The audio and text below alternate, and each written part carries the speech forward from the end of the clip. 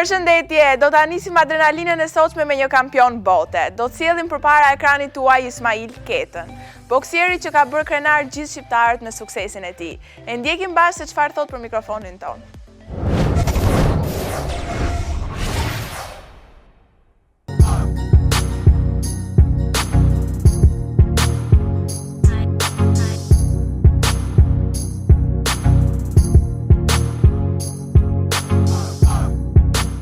Përshëndetje, kampioni ngjitur me mua besoj se e njihni të gjithë, është Ismail Keta, 3 herë kampioni i botës në kickbox. Ismail, përshëndetje. Përshëndetje. Që ta nisim 3 herë ish kampioni i botës. Ish kampioni i botës. Që ta nisim mbar si e ke nisur ti këtë karrierë tënde për të marrë me kickbox. Ka qenë një dëshirë e jotja apo nga rrethana të tjera? Sigurisht të bësh një karrierë sportive apo profesion tjetër, nëse mungon dëshira ose pasioni, asnjëherë nuk mund ta bësh si profesion. Paktën aq vite sa unë e kam bërë këtë sport. Ti je larguar drejt Gjermanisë. Pse nuk e ke vazhduar kickboxing këtu, po je larguar jashtë? Unë në vitet 90 bëhet fjalë, ku kishte kickbox apo sport, dihet që Shqipëria vinte sapo doli nga sistemi komunist. Dhe gjitha sportet ishin të ndaluara, sportet e boksit, ishte thjesht inkurajim, ishin filmet që ne shikonim, filmi Herkuli që unë kam shikuar për spari në vitet 89 dhe më pas Rocky Balboa. Dhe vendosa të bëhem fillim si Herkuli, pastaj si Rocky Balboa. Po tani si kush je? Kur ika në Gjermani e kuptova që Herkuli ishte thjesht një aktor. Sa e vështirë ka qenë për ty të merresh me këtë sport në Gjermani? E ke nisur nga zero, në një vend të huaj? E vërtet, për ta përshkruar se sa duhet të tregoj historitë, me pak fjalë mund të them shumë e vështirë, por tani që unë e kam mbyllur karrierën, mund të them aq sa e vështirë, edhe bukur, edhe mirë, edhe interesant. Ndalem të ky raporti me vëllezërit e tu Gjetani dhe Feriti. Cili është çelësi i suksesit që ju të tre keni qenë shumë të suksesshëm në Gjermani në këtë sport? Çfarë ju ka mbajtur juve kaq të bashkuar dhe çfarë ju ka shtyrë të jeni kaq të suksesshëm? Shumë e thjeshtë, në fakt. Unë Gjetani dhe Feritit ju kam thënë, në shkollë nuk keni mësuar, sepse edhe unë isha në zënës mund të themi mirë, i 8-ës apo i 9-ës, por shkolla dikur pas sistemit të komunimit humbi më të vërtet,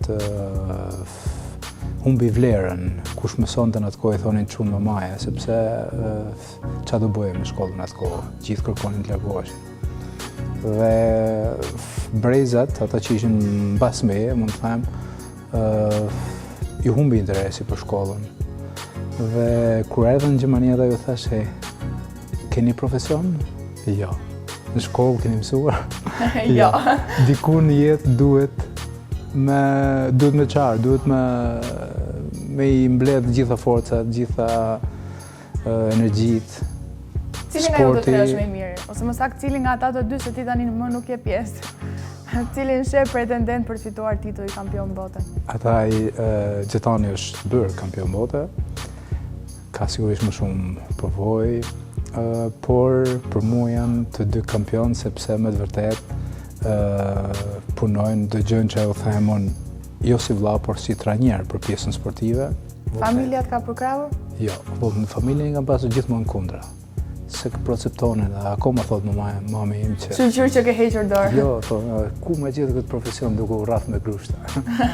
Dhe me shkelma. Edhe me shkelma, dhe nuk në shikon asnjëherë, qoftë kur fitojmë, apo fatmirësisht nuk kemi pasur shumë humbje, po edhe kur fitojmë, nëna jonë nuk në shikon. Suksesi, çelësi ka qenë më të vërtet këmbgulja. I mban mend emocionet e ndeshjes tua të para atë profesionale, se ju bëni shumë ndeshje amatore, besoj. Sigurisht, po. Ajo ishte një fillim tepër i vështirë, por duhet ishte ashtu. Unë 6 ndeshjet e para i kam humbur.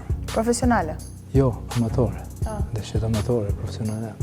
I kam humbur 6 ndeshjet e para, më kujtohet, mendoja, po, kam ndejë 2 javë pa dalë për jashtë. mendoja sikur të gjithë më shikojnë mua dhe thonë ai shqiptari humbës.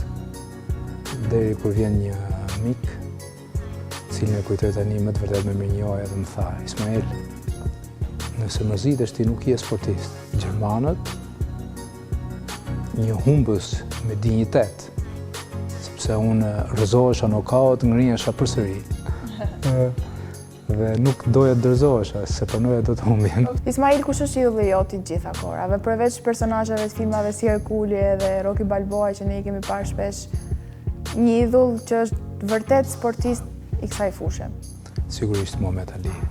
Në pjesën sportive, në ring, më ka pëlqyer gjithmonë Mike Tyson, sepse sillte më të vërtet aksion, sillte spektakël në ring, qoftë kur humbte, qoftë kur fitonte, por sporti është një të qenjë njëri ka shumë pika, shumë gjëra tjera dhe për mua Muhamet Ali ngelet i papërsëritshëm. Ju keni hapur dhe një akademi në Gjermani dhe jeni shprehur në fakt që nuk i pranoni serbët. Pse ka ardhur kjo deklaratë, cili është burimi? Unë pranoj çdo njeri që ndjek rregulla sportive dhe është njeri. Por nuk pranoj njerëz të cilët janë racist dhe nuk duan respektojnë kombin tim, sepse unë jam shqiptar, unë këtu kam lindur dhe kur dikush s'më respekton genin, vendlinjën time, s'mund t'ja sporti është art, të rosh, t'i mësosh dikujt artin, tu t'ja bësh me shpirt, tu t'i japësh më të vërtet, tu të zgjohesh natën edhe të mendosh për të, si ta stëvis nesër, si të bëhet ai kampion.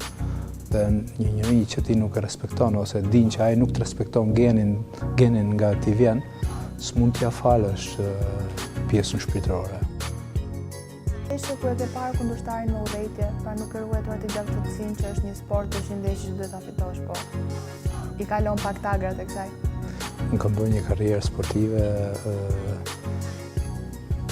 20 vite dhe nga padituria, nga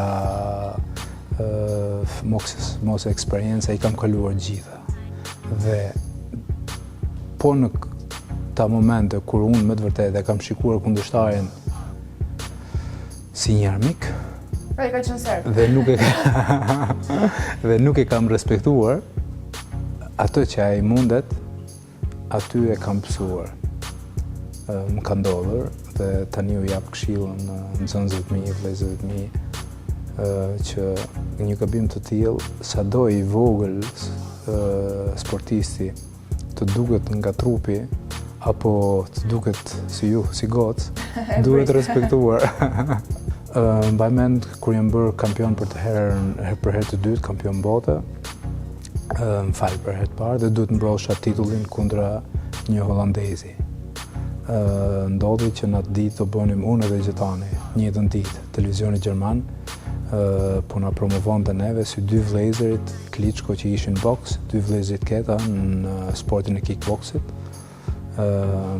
Dhe Gjetani bëri para me, ishte herë e parë që unë e lija Gjetanin të vetëm në ring.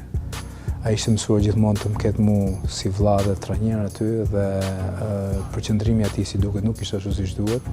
Humbi Gjetani dhe për mua ishte herë e parë dhe humba komplet përqendrimin. Humbe dhe ti. Nuk e ruajta gjithë ftohtësinë, ashtu siç duhej si një kampion dhe humba dhonë, por ishte një humbje e dhimbshme sepse për atë ndeshje kishin ardhur shqiptarë nga Amerika për të më ndjekur, për të më mbështetur. Dhe më erdhi jashtëmos e keq sepse më duk sikur, jo më duk, por më duk që po ish gënje dhe më e keqja ishte për mua se ata vinë gjithë bënin foto me mua. Unë kisha humbur edhe më vinte keq. O zot, çfarë kam bërë unë, i zgënjeva gjithë këta miq. Por ata vinin sepse unë kërkova direkt ndeshje kthyese rematch, kërkova direkt edhe. Ndërsa ai fitoi dhe u soll si një u gëzuar jashtëmarrje sigurisht, kërcente në ring, foli fjalët e tij të tepërta, sepse mundi më të vërtet me nokaut ishte merite e tij. Por mbase për këtë vinin ata të bënin foto me mua por ishte për mua një një presion, sepse unë mendova gjithë të njerëz që më duan, dashur, që kanë ardhur për mua nga gjithë bota, pothuajse, i zgënjeva, humba në mënyrë të tillë. Kjo është një moment që me të vërtet nuk e harroj, por e vlerësoj jashtëmos sepse nga aty unë mësova të jem edhe më gjakftohet, të jem edhe më i respektuar, më i... Së fundi e bërë pjesë e një filmi, për çfarë bën fjalë ky film? Ke vendosur të futesh aktrimi tani? Sigurisht të gjithë ne shqiptarët jemi të paktën mosha ime më them, kam filluar sportet e boksit ose të duke shikuar filma, sepse ne nuk i kishim kulturë që na edukonte babai, xhaxhai X, Y me sportet e boksit. Dhe duke të parë filma, janë zgjuar edhe ëndra të tjera. Për mua ka qenë Sylvester Stallone, ka qenë gjithmonë një aktor që gëzonte respektin tim si personazh. Pas Rocky Balboa. Dhe aktor tjerë si Van Damme, tjerë. Dhe më ka pëlqyer gjithmonë. Kur isha i vogël, doja të isha edhe polic që të mbroj të vërtetën, të mbroj njerëzit e pambrojtur, të luftoj krimin, e kisha gjithmonë si pasion, si dëshirë. Dhe pjesa e sportit është profesion, është ëndër për mua, është mind baby, është si një fëmijë për mua sporti. Dhe kur unë kam luajtur edhe 2 filma tjera në Gjermani, me sportin edhe në film aksion, shumica e njerëzve më ngatrojnë me një aktor, harroj emrin e atij, ngjan edhe ai si unë tullac, por më duket vetë më e mirë se ai. Dhe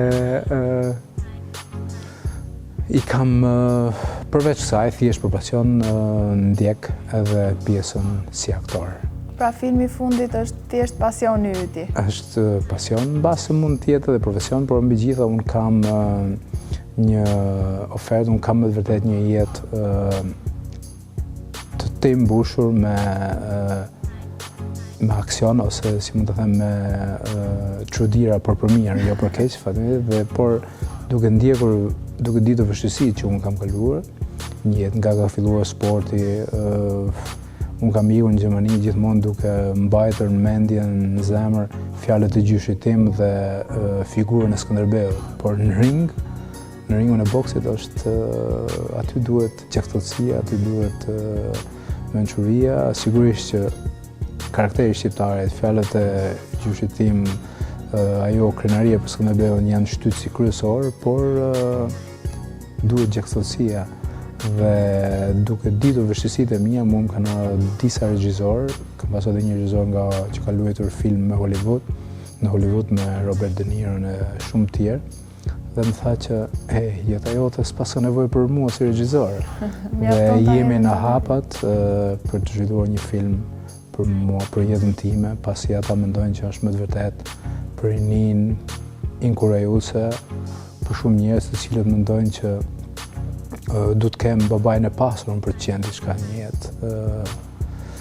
Çdo gjë arrihet me punë, edhe unë këtë mund të them me të vërtet me plot bindje, dhe do të jetë edhe një film për mua, ku edhe unë do ta luaj vetë një rol kryesor, një film autobiografik.